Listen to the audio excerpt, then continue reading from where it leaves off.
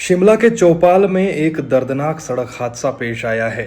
एक Alto car करीब 500-600 metre खाई में गिरी और 3 लोग उसमें सवार थे। 28, 30, 32 साल उनकी उम्र मात्र थी और इन तीनों ने मौके पर दम तोड़ दिया। लेकिन क्या ये खबर सिर्फ ये खबर है कि सड़क दुर्घटना हुई, उनकी मौत वहाँ पर थी और उनकी मौत हो गई? तमाम जगह पर यही खबर आपको दिखाई गई और आप ओम शांति ओम, आत्मा को शांति मिले, फलाना मिले और आपने लिखना उन खबरों पर लिखना शुरू कर दिया।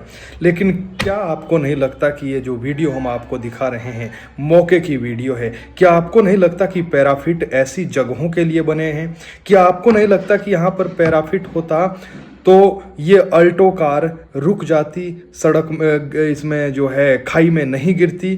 क्या आपको नहीं लगता कि विक्रमादित्य सिर्फ फेसबुक पर लिख देते हैं कि कौन सी सड़क हम अच्छी बनाएं, क्या करें, वो बताएं, फलाना बताएं?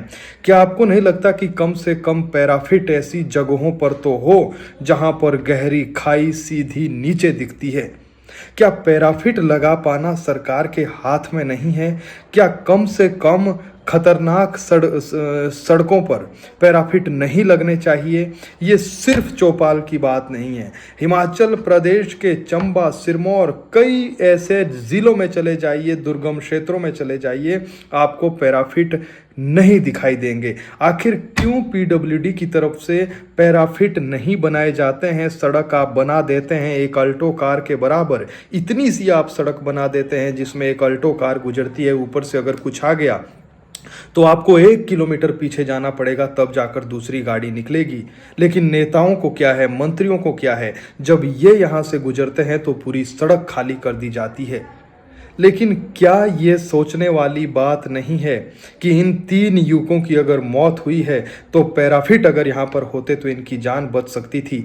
कब तक आप ऐसे हादसों पर सिर्फ ओम शांति और आत्मा को शांति मिले ये लिखते रहेंगे? क्या कभी ये भी लिखेंगे कि काश यहाँ पर पैराफिट होता, काश आपके अपने गांव की सड़क में पैराफिट होता?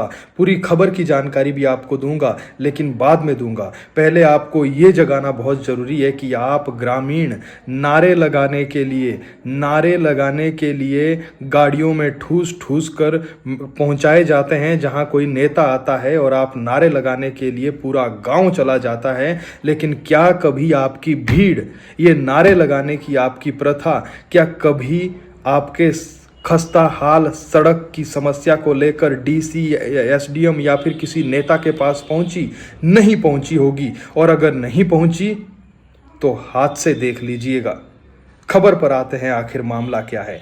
मामला यह है कि चौपाल में एक सड़क हादसा पेश आया है। यहाँ पर 3 युवक रात करीब 1:45 बजे सरहा से पुलबाहल के लिए निकले थे, पुलबाहल की तरफ जा रहे थे, लेकिन लिहाट गांव के नज़दीक शेली ढांग के पास ये कार अनियंत्रित होती है और जब अनियंत्रित होती है, छोटी सी सड़क है, थोड़ी सी बाहर गई और सीधा खाई में। जब खाई में गिरी तो रात का वक्त था, लेकिन सामने आप देख पा रहे हैं तस्वीरों में लिहाट गांव है। इस गांव में कुछ लोग जो रात को देर से सोते हैं, मोबाइल चलाते हैं, चाहे कुछ भी कर रहे होंगे, उन्हें जब ये आवाज़ सुनाई दी तो उन लोगों ने फिर सूचना पुलिस को दी। खुद भी सबसे पहले वहां पहुंचे। पहाड़ पे आपने देखा है कि लोग पुलिस और प्रशासन से सबसे पहले खुद मोर्चा संभालते हैं।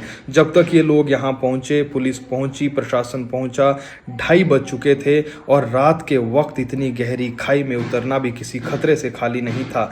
फिर भी लोग वहां पर पहुंचे, उन्हें लगा कि कुछ सांस बची होगी इन युवाओं की, लेकिन नहीं बची थी। तीनों ने मौके पर दम तोड़ दिया था, जिसके बाद जो है शवों को बड़ी मुश्किल से निकाला गया। प्रशासन कह रहा है कि हमने 25-25 हज़ार मृतकों के परिजनों को दे दिए हैं, लेकिन मेरी दरख्वास्त बस आपसे इतनी है कि कब तक पहाड़ के लोग सड़क हादसों में अपनी जान गंवाते रहेंगे?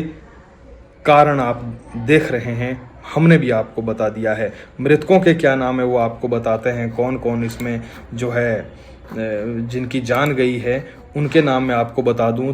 तीनों अलग अलग गांव के जरूर है, लेकिन तीनों जुब्बल के रहने वाले हैं। प्रशिक्षित भारती है जो 28 साल का था मात्र, विनोद कुमार है 32 साल का और मुकेश है 32 साल का। तीनों जुब्बल के रहने वाले हैं, गांव इनके अलग अलग है। बहुत दर्दनाक और दुखद खबर ये सामने आई है।